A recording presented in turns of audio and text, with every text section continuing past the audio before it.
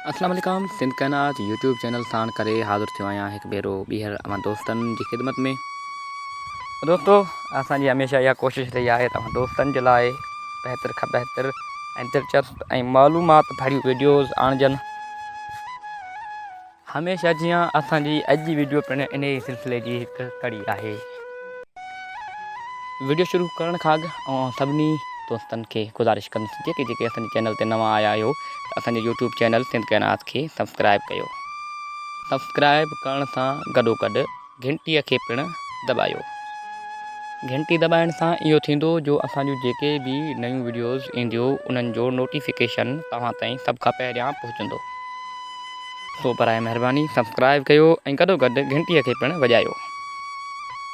दोस्तो, असांजी अॼु जी वीडियो सिंध जे ॿिनि मशहूरु शख़्सियतुनि, हिकु सियासतदान ऐं ॿियो कलाकार, यानी कि जलाल चांडिये ऐं आसिफ़ ज़रदारीअ जे हिकु वाक़िए ते मबनी आहे। आसिफ़ ज़रदारीअ खे सियासत जे हवाले सां किंग ऑफ सिंध सॾियो वेंदो आहे ऐं जॾहिं त जलाल चांडिये खे राग जे हवाले सां किंग ऑफ सिंध सॾियो वेंदो आहे। आसिफ़ ज़रदारी पंहिंजे तेज़ ज़हन जे करे सिंध जी सियासत ते तमामु गहरा असर छॾिया ऐं जॾहिं त जलाल चांडिये पंहिंजे दिलि लुभाईंदड़ ऐं ख़ूबसूरत आवाज़ जे करे सिंध जे किरड़ दिलनि ते राज कयो। हिन वीडियो में अॼु आउं अव्हांखे आसिफ़ ज़रदारी ऐं जलाल चांडिये जो हिकु मशहूरु जलाल आसिफ़ सां संदसि कराचीअ वारे हाउस ते मिलणु वियो। आसिफ़ ज़रदारी जलाल खे ॾिसी ॾाढो ख़ुशि थियो ऐं संदनि विच में ॾाढी बहितरीनु नमूने सां गुफ़्तगू थी। उते जलाल ख़ासि घुराइण जो सबबु पुछियो।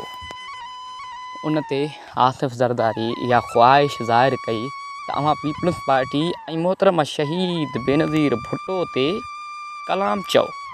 उन ई टाइम में जेतोणीकि जलाल NPP जो सपोर्ट ऐं पोइ हिकु न पर केतिरा ई कलाम पीपल्स पार्टी ऐं बेनज़ीर भुट्टो, ज़ुल्फ़िकार भुट्टो चयाईं। दरअसल हिन वीडियो ठाहिण जो मक़सदु इहो हुयो त ॾिसो जलाल केतिरो फ़राख़ दिलि हुयो। पीपल्स पार्टी जेतोणीकि हुन जी पार्टी न हुई, हूअ ॿी पार्टी खे सपोर्ट कंदड़ हुयो, पर पोइ बि हुन पंहिंजे फ़न खे इज़त ॾिनी, पंहिंजे जेको हुनजो उरूज हुयो उन उरूज खे इज़त ॾिनी ऐं पीपल्स पार्टीअ जा कलाम चयाईं। दोस्तो, जलाल जे हिन अमल मां असांखे पिणु इहो सबक़ु मिले थो त असां पंहिंजी सियासी हरीफ़नि सां सियासी मैदान में ई हरीफ़ रहूं, पंहिंजे ज़ाती ज़िंदगियुनि में अहिड़नि मसइलनि मसाइलनि खे न खणी अचूं। ज़ाती तौर ते मुहबत में रहूं, अमुन सां रहूं, भाईचारे सां रहूं। आख़िर में आउं सभिनी दोस्तनि खे हिकु भेरो ॿीहर अर्ज़ु कंदुसि त बराए महिरबानी असांजे यूट्यूब चैनल खे जेकॾहिं तव्हां अञा सब्सक्राइब नाहे कयो त असांजे यूट्यूब चैनल खे सब्सक्राइब कयो ऐं गॾोगॾु घंटीअ खे पिणु दॿायो।